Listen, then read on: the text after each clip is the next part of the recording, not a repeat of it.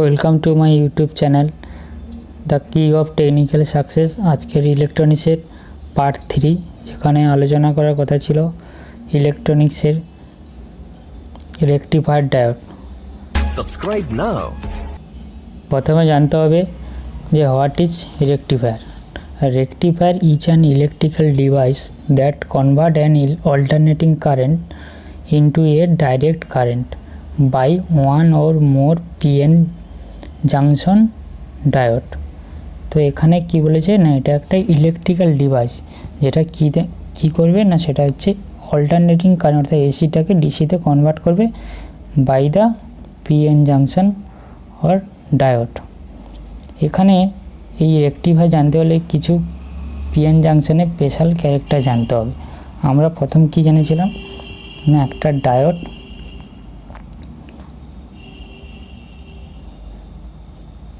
এটা হচ্ছে P side, এটা হচ্ছে এন সাইড। অর্থাৎ এই সাইডে আমি যদি ব্যাটারি পজিটিভ দিই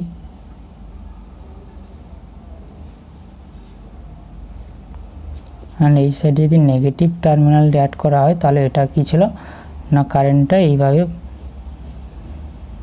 প্রবাহ হবে। এটা ছিল ফরওয়ার্ড বায়াস। তো ফরওয়ার্ড বায়াসে কোনো প্রবলেম নেই। একটা জিনিস জানতে হবে, যেটা রিভার্স বায়াসে যেটা কি হয়, রিভার্স বায়াসে যেটা দেখেছিলাম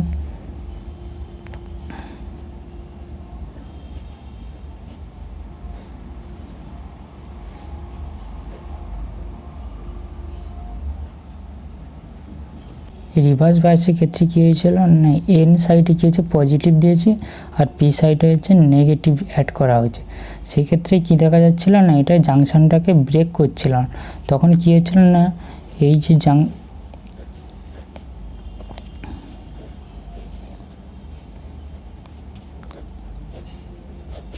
এক্ষেত্রে কী হচ্ছিল না, এখানে এই ডিফ্লেকশন লেয়ারটা পরপর বাড়তে স্টার্ট করছিল। একসময় কী হচ্ছে ব্রেকডাউন ভোল্টেজটা কী হবে, একটা টাইম বাড়তে বাড়তে এটাকে জাংশনটাকে ব্রেক করে হেভি পরিমাণ কারেন্ট ফ্লো হবে। সেক্ষেত্রে এই ডায়োডটা কতটা সহ্য করতে পারবে, সেই ভোল্টেজ তার লিমিট আপ টু কত না, ধরলাম এইটা 200 ভোল্টেজে এই জাংশনটাকে ব্রেক করে।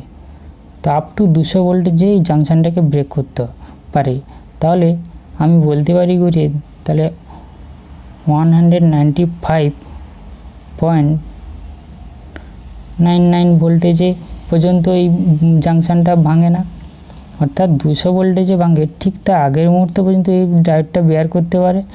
তাহলে এই যে ডায়োডটায় যত ভোল্টেজ পর্যন্ত সহ্য করতে পারছে ভোল্টেজটা, অর্থাৎ জাংশনটা ব্রেক করছে না, সেটাকে একটা বিশেষ নামে ডাকা হয়। সেটাকে কী বলা হয় না, পিক ইনভার্স ভোল্টেজ। তাহলে সেটাই কী বলা হয় না, পিক ইনভার্স ভোল্টেজ। তাহলে পিক ইনভার্স ভোল্টেজ কি, the maximum value of reverse voltage that a PN junction or diode can withstand without damaging itself is known as peak inverse voltage, বা একে শর্টে কী বলা হয়, পিআইভি। তাহলে এখানে কী বলছে না, পিক ইনভার্স ভোল্টেজটা রিভার্স বায়াসে অ্যাপ্লাইড হয়। সাপোজ এই ডায়োডের ক্ষেত্রে অর্থাৎ এই পিএন জাংশন ক্ষেত্রে ভাবছি এটা 200 ভোল্টেজে পিএন জাংশনটাকে রিভার্স বায়াসে ব্রেক করে দেয়। তার মানে কি, তাহলে আমি বলতে পারি এই জাংশনটা 195.999 ভোল্টেজ পর্যন্ত এটা ব্রেক করে না।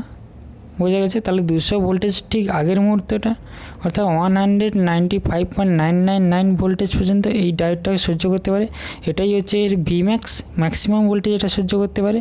এই ম্যাক্সটাই হচ্ছে কি যেটা সহ্য করতে পারে, সেটাই হচ্ছে পিক ইনভার্স ভোল্টেজ। তাহলে পিক ইনভার্স ভোল্টেজ কত, অর্থাৎ পিআইভি ভ্যালু কত না, ম্যাক্স। সেই ম্যাক্সটা কত না, 195.99 ভোল্টেজ। বোঝা গেল? এটাই হচ্ছে পিক ইনভার্স। ওকে, এবার আসছি রেকটিফায়ার পার্টে। এখানে রেকটিফায়ার দুই প্রকার, half wave rectifier, full wave rectifier. আর ফুল ওয়েভ রেকটিফায়ার দুই প্রকার, সেটা কি না, centre tap full wave rectifier, bridge diode full wave rectifier.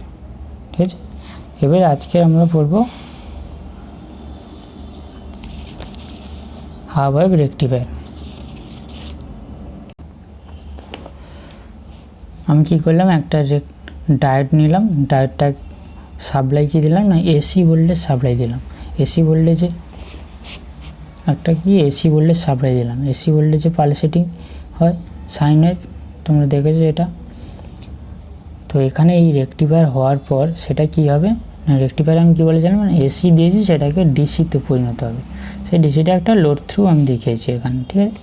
তাহলে আমি এখানে যখন পজিটিভ পালস দেবো, এই পজিটিভ পালসটা, তাহলে এইখানে ডায়োডটা কী হয়েছে, পি সাইডে আমি পজিটিভ পড়েছে, পি সাইডে কী হচ্ছে না, আমি পজিটিভ সাইডের কথা বললাম, পি সাইডে পজিটিভ গেল। তাহলে পজিটিভ যদি হয় তাহলে এটা ফরওয়ার্ড বায়াস, আর এন সাইডে নেগেটিভ হলো, তাহলে এটা ফরওয়ার্ড বায়াস। তাহলে ফরওয়ার্ড বায়াসে কী হয় না, কারেন্ট ইজিতে পাস করতে পারে। তাহলে এটা কি হচ্ছে না, পজিটিভ পালসটা কি হচ্ছে এই পাশে পাস করে গেল। তাহলে আমি দিয়েছিলাম কি, আমি যদি সাইন গ্রাফে দেখাতে চাই, এসি পালস দিয়েছিলাম। এই যে পজিটিভ পালসটা আমার ডায়োডে আউটপুটে এ পাশে পৌঁছে গিয়েছে, তাহলে আমার আউটপুটটা এই পালসটা পৌঁছে গেল, ঠিক আছে। এবার আসছে যখন আবার নেগেটিভ পালসটা যখন এলো, অর্থাৎ এখানে যখন নেগেটিভ আসলো, কিন্তু এখানে আমার কি পি সাইডে কী দিতে হবে, পজিটিভ চাই, তাহলে ফরওয়ার্ড বাইসে কাজ করবে ডায়োডটা। কিন্তু এখানে নেগেটিভ পালস যখন এসছে তখন কি হচ্ছে না, এটা কি হচ্ছে এই সাইডে নেগেটিভ আসে, তাহলে এটা কি রিভার্স বাইস হয়ে যাচ্ছে ডায়োডটা। তাহলে রিভার্স বাইসে কী হয়, ডায়োড জাংশনটা ব্রেক করতে পারবে না,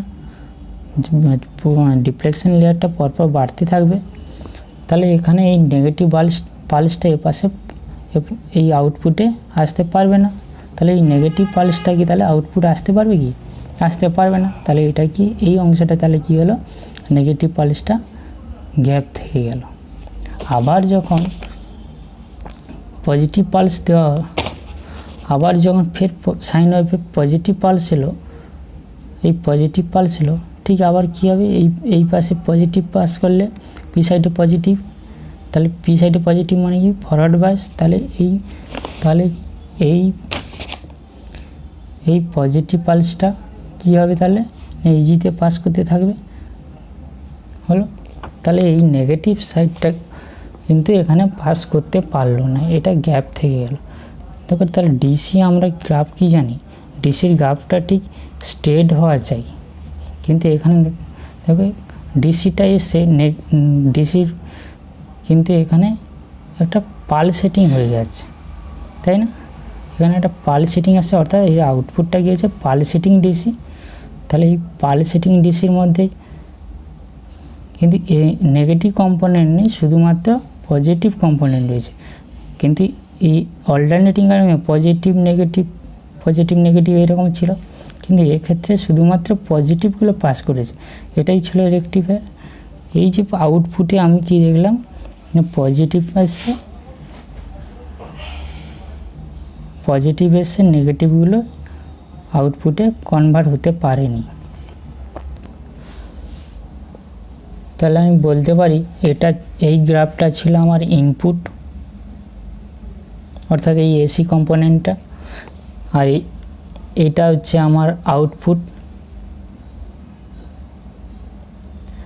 ইন প্র্যাকটিক্যাল দেখা গেছে এই আউটপুটে কিছু পরিমাণ অল্টারনেটিং পালস মিশে থাকে, অর্থাৎ পজিটিভ যেমন থাকে নেগেটিভ কিছু থেকে যায়, সেটা হচ্ছে অল্টারনেটিং পালস থেকে যায়।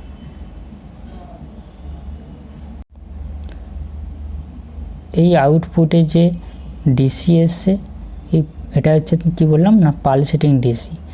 এই যে ইনপুটে যে এই পালস, এই এসি কম্পোনেন্ট আরএমএস অর্থাৎ আরএমএস ভ্যালু, আর এই আউটপুটের ডিসি কম্পোনেন্ট এর রেশিওকে কি বলা হয় না রিপিল ভেক্টর। এটাকে কি বলা হয় না রিপিল ভেক্টর। তাহলে রিপিল ভেক্টর কি না ratio of RMS value of an alternating current to the average value of rectifier output is called ripple factor. এই রিপিল ভেক্টর তাহলে কি হলো না এই অল্টারনেটিং কারেন্টে এসি কম্পোনেন্ট অর্থাৎ অল্টারনেটিং কম্পোনেন্ট আর আউটপুট হচ্ছে যে ডিসি কম্পোনেন্ট আছে, সেই ডিসি কম্পোনেন্টগুলোর রেশিওটাকে কী বলা হবে না রিপিল ফ্যাক্টর। ঠিক আছে, এটা হলো হাফ ওয়েভ রেকটিফায়ারের ক্যারেক্টার। তাহলে হাফ ওয়েভ রেকটিফায়ারের ক্ষেত্রে কি কি জানা গেল সেটা একবার দেখে নেব। তাহলে হাফ ওয়েভ রেকটিফায়ারের ক্ষেত্রে আমরা কি কি পেলাম না, নম্বর অফ ডায়োড কতগুলো লাগলো, একখানা ডায়োড লেগেছে এখানে, তাই না? তাহলে নম্বর অফ ডায়োডের পরিমাণ কত না 1। তাহলে পি ইনভার্স ভোল্টেজ পিআইভি, অর্থাৎ পিআইভিটা কী হলো না, আমি যদি এর ম্যাক্সিমাম যদি এই ডায়োডটা 200 ভোল্টেজ বেয়ার করতে পারে, তাহলে সেটাই তার ম্যাক্সিমাম ভোল্টেজ বেয়ার করতে পারবে। রিভার্স ক্ষেত্রে যখন নেগেটিভ পালস আসবে তখন রিভার্স বলছে, তখন এটা বাস্ট করবে না বা এটা খারাপের দিকে যাবে না। তাহলে এই 200 ভোল্টেজটা এর ম্যাক্সিমাম ভোল্টেজ, এটাই ছিল তাহলে কি পিক ইনভার্স ভোল্টেজ। আর এই তাহলে এটা ম্যাক্সিমাম ভোল্টেজ, এটা ভি ম্যাক্স। তাহলে এই ভি ম্যাক্সটা কি হচ্ছে আউটপুট এসেছিলো, তাহলে পিক ইনভার্স ভোল্টেজ কত না ভি ম্যাক্স। ওকে, আর ম্যাক্সিমাম এফিসিয়েন্সি কত, এই হাফ ওয়েভ রেকটিফায়ারের ক্ষেত্রে ম্যাক্সিমাম এফিসিয়েন্সি কত না, এই হাফ ওয়েভ রেকটিফায়ারের ক্ষেত্রে দেখা গেছে কি না এর ম্যাক্সিমাম এফিসিয়েন্সি হচ্ছে না 40.6%। এই এফিসিয়েন্সি বের করতে হলে এর একটা প্রুফ রয়েছে, সেই প্রুফটা করতে গেলে কিন্তু তোমাদের কি ইন্টিগ্রেশন জানতে হবে। এত কিছু জানার দরকার নেই, এত চাপ নেওয়ার দরকার নেই, শুধুমাত্র জেনে রাখো যে হাফ ওয়েভ রেকটিফায়ারের ক্ষেত্রে ম্যাক্সিমাম এফিসিয়েন্সি কত না 40.6। ঠিক আছে, আর রিপিল ফ্যাক্টর কত, রিপিল ফ্যাক্টর হচ্ছে হাফ ওয়েভ রেকটিফায়ারের ক্ষেত্রে 1.21। এটার কোনো কি হবে না ইউনিট থাকবে না, কারণ যেহেতু এটা রেশিও ছিল যে এসি কম্পোনেন্ট আর ডিসি কম্পোনেন্টের রেশিও ছিল, তাহলে তাহলে কী হচ্ছে এর কোনো ইউনিট থাকছে না, সেই ভ্যালুটা কত না 1.21। এর প্রুফ রয়েছে, এর প্রুফ করতে গেলে তোমাদের অনেক কিছু জানা দরকার আছে, যেহেতু তোমরা আইটিআই লেভেলে পড়ছো, তো ইন্টিগ্রেশন এত কিছু জানার নেই।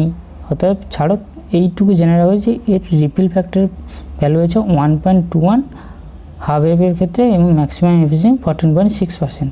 ঠিক আছে।